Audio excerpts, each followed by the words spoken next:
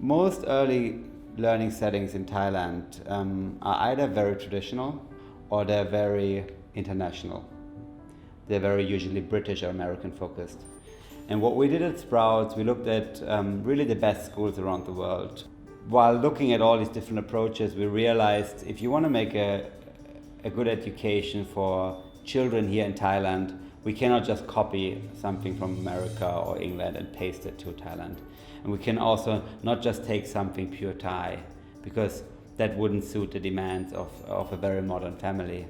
So what we tried is we tried to bring the two worlds together and look at best practices really from the best schools in Thailand, but also some of the best schools around the world. We have 50% Thai culture and 50% Western culture or foreign culture. And we have 50% Thai language and 50% English to give children a really balanced but still very modern education.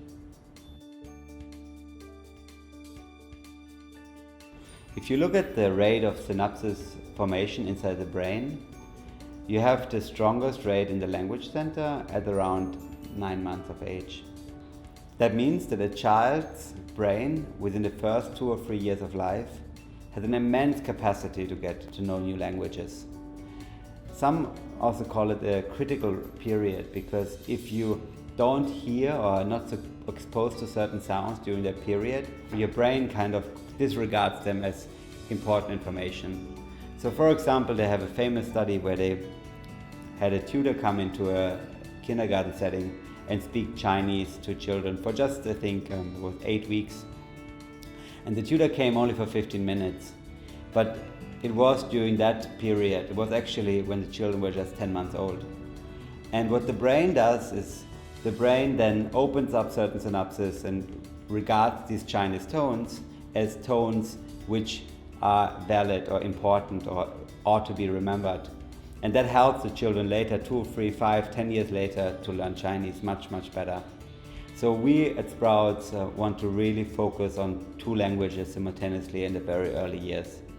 And for us also to push this in a very immersive way, that means that children are exposed to Thai in one activity and English in another. They're exposed to both languages at the same time, which also creates what we call cognitive flexibility. The children learn to switch from one language to the other very fast, which has big benefits also in other parts, not only in the language development, but also in general multitasking and coping or working with different chunks of information at the same time. So bilingual learning is really best to be promoted in the first 2, 3 years of life.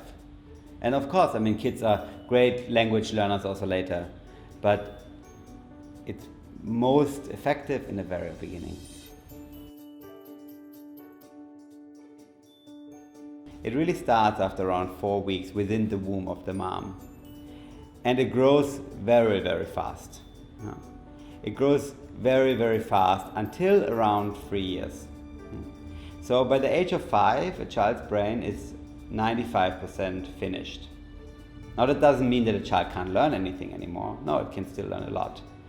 But the brain itself, the foundation of what it can do, is pretty much finished by the age of 5 years.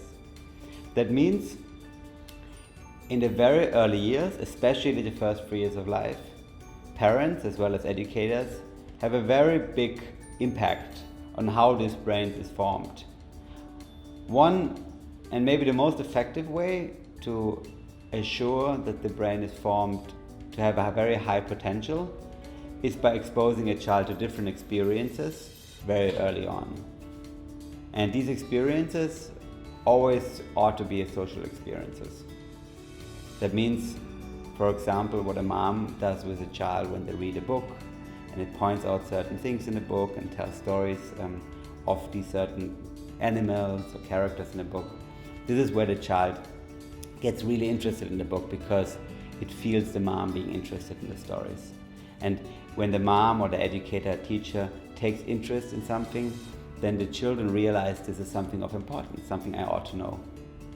If, for example, you give a child an iPad and it plays a game, it might enjoy the game because the game is programmed in a way that the child enjoys pushing certain buttons, but it misses the social component, and the child doesn't understand how the learning it takes from the game relates to real life. For example, they have a very famous experiment where they play language instruction to children via a tape. And the children don't learn anything listening from a tape because they don't understand that the language they ought to learn from a tape is actual language. Our parents here, and most of them are from mixed families or have some international background, they turn to us because they want their children to learn in a very natural and holistic way, but also in a very balanced way. So what makes us different from many schools, we don't have a fixed framework. If you look, for example, at a traditional kindergarten here in Thailand or preschool in America, then you will see that most schools have a framework and they try to make every child to fit in that framework. So they, for example, would say every child ought to do certain things by the age of 2. Every child ought to be able to use a spoon by the age of 2. Now here, of course, we try to inspire the children to use the spoons and help them to learn, eat by themselves and do potty training and focus on all kinds of aspects and healthy habits, we call them. But we don't push a child which is not ready to do something. For us, the most important is that the child feels happy and feels at peace with their own character. And that means that we take whoever that child is very serious in their own personal demands and don't try to push a framework. So it's really flipping around what is the focus. Do we focus on the teacher who learned something and spread the interest from the teacher to the children? Or do we look at the children, the learners, those who ought to come out of here with interest, with curiosity, with a passion for their own development and their own growth, and look at them and see, okay, what do we want to do around them? What do we want to design around their own interests? We have a very focused team. It's a small team at the moment. We just try to hire the very best we can find. But it's an international team, so we have a great GM who speaks 5 languages and who was raised in Germany but is actually Thai. We have a fantastic Thai teacher with a lot of experience abroad but also in Thailand.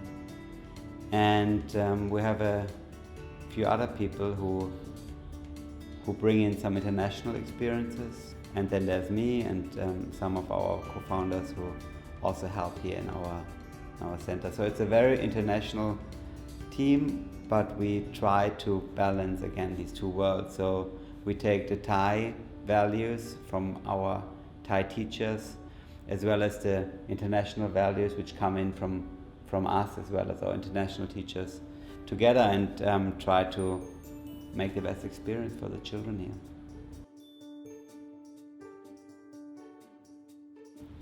So we started around 5 years ago when we studied the state of Thai education. And the reason why we did that is because in one of my companies I realized many of our staff, and some of them come from the best colleges here, really lack some critical thinking and also cognitive abilities.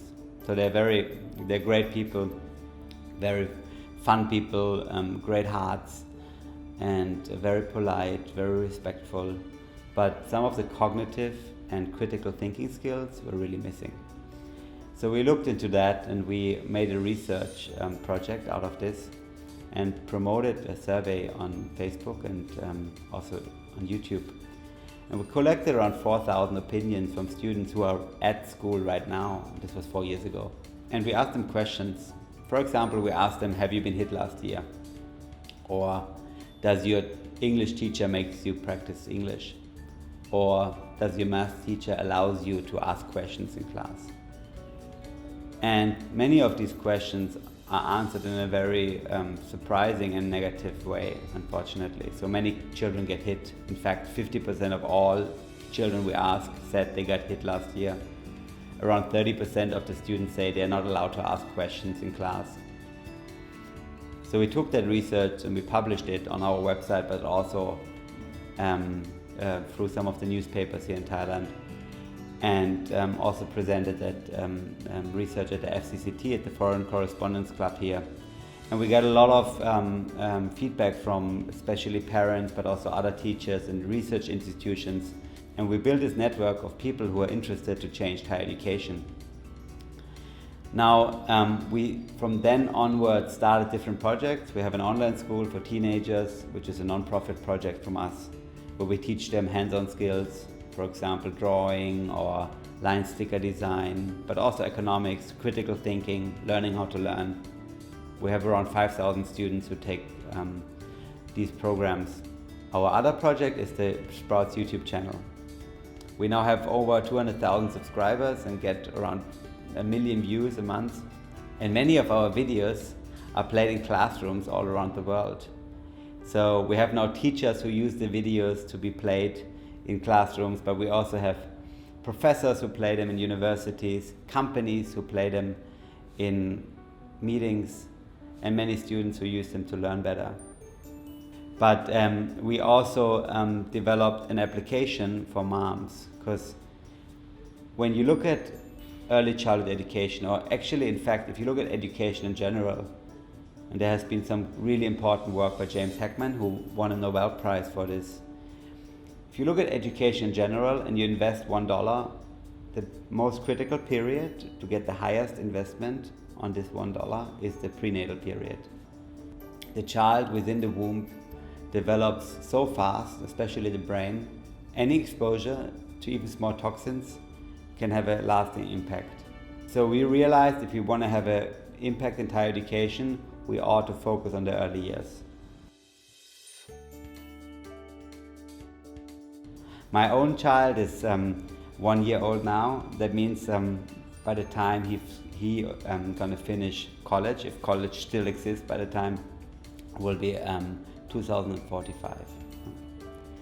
And so we really tried to bring education, or design the education experience here, which helps children, first of all, to be happy and confident with who they are, so that they themselves are able to really explore their passion and curiosity. Because once they learn how to learn, and they learn how to cope with failure and cope with change, and have that confidence and that trust in the world and the curiosity and the passion to continue, then they are probably ready to cope with some of these big challenges of the future. But if we now try to prepare them, let's say for example, to enter a type elementary school, then we maybe can do that, but they might not be ready in 20, 30 years.